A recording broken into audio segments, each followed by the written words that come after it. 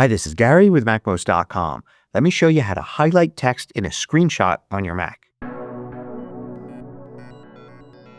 Now, the built-in screenshot tool on your Mac can do a ton of different things. There's lots of deep functionality there. But there's one thing it doesn't do very well that users often want to do, which is to highlight text in a screenshot. So, for instance, let's say you're looking at this web page and you want to take a screenshot of what's there and then highlight some text in it. So I'm going to invoke the screenshot tool with Shift Command 5. And that brings up the screenshot tool here. You could capture the entire screen, a window, or I'm going to capture just a selected portion. For my options, I'm going to have it saved to the desktop, but you could have it saved elsewhere. I'm going to have it set to show floating thumbnail so I have the chance to highlight text before it's saved. And then I'm going to remember last selection so that I don't have to keep selecting the same portion of text as I show you the options here. Now I'm going to select the area like this, and I'm going to click the capture button there. The floating thumbnail appears below me. I'll click that to bring that up. So now I can see the text there that I've taken a screenshot of.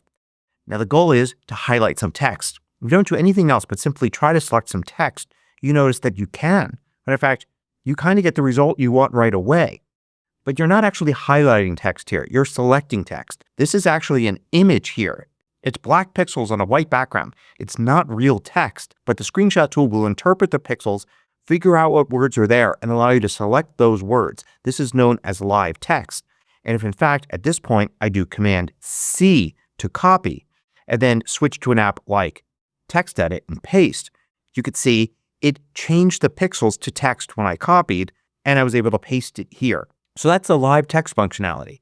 But unfortunately, if you just stop right here and click Done, you'll find the screenshot saved. But if you look at it, you'll see the selection isn't there. It was just a temporary selection. You weren't really changing the screenshot at all. So let's try it again. And I'm going to capture the same area here and click on the floating thumbnail. Now the goal is to actually highlight it so that when you save the screenshot, you see the highlighted text. So making any changes to the screenshot here before it's saved involves the markup tools.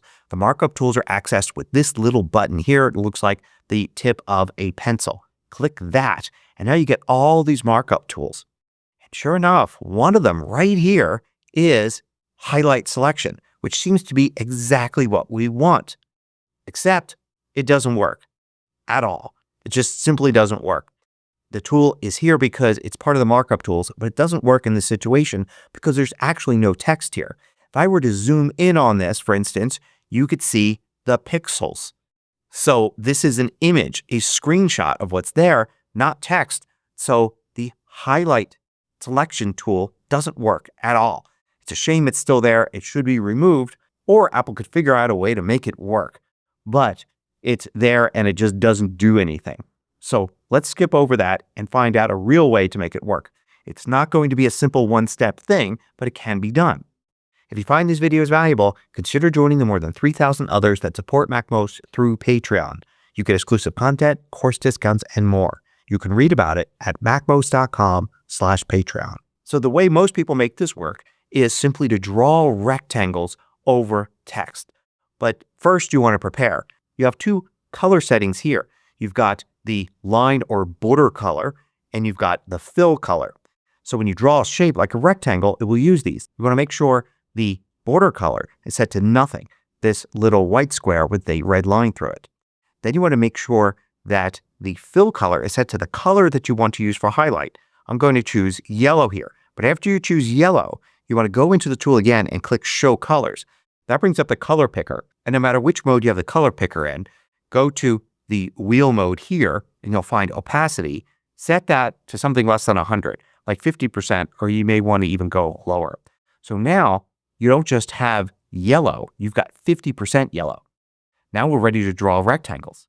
To draw a rectangle, click on the shape tools here, and then click the rectangle. And we'll place a rectangle here. You can click in the middle to drag it around, and you can see it acts like a highlight. Any of these blue dots can be dragged to change this shape. So we can change the shape here to this and make a highlight.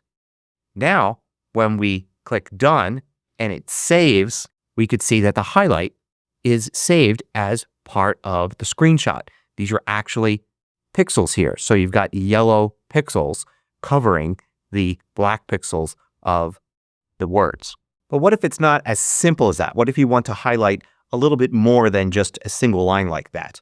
Well, you could draw multiple rectangles. So I've got my border and fill color set there already. I can just add a new rectangle and I could set it to cover the area I want. Now, if I want to cover another area, I can click here and add another rectangle. Or I could select this rectangle here. It's kind of hard to do. You have to move your pointer over it. When you see the hand pointer there, click it, and you can now select this and move it around, resize it, and all of that. But you could also, when you see the hand there, you can hold the Option key down and drag, and it makes a duplicate of it. It sometimes works better if you zoom in a bit. So this is a larger area, and it's easier to go and select another portion like this. So you can continue to add more rectangles, as many as you want, to highlight as much text as you want here. And then when you click Done or you share it in any way here, it will include those highlights as yellow pixels. And if you ever want to change the color, you simply can by going in here. Let's pick this color here, and I need to go into Show Colors again and change the opacity to 50% or something else. And then I'll add another rectangle there, and you can see how I can have a variety of different colors, really any color I want as highlights. There are other variations as well. There are tons of different ways to be able to highlight text. For instance, I could use a border color. Let's use red here, and let's set the fill to nothing. And then I can use a rectangle like this, and I can outline an area like that. I could go to this tool here and change the thickness of the line very easily. I could also use arrows like this. Let's make this one thicker like that. And I can point to various things.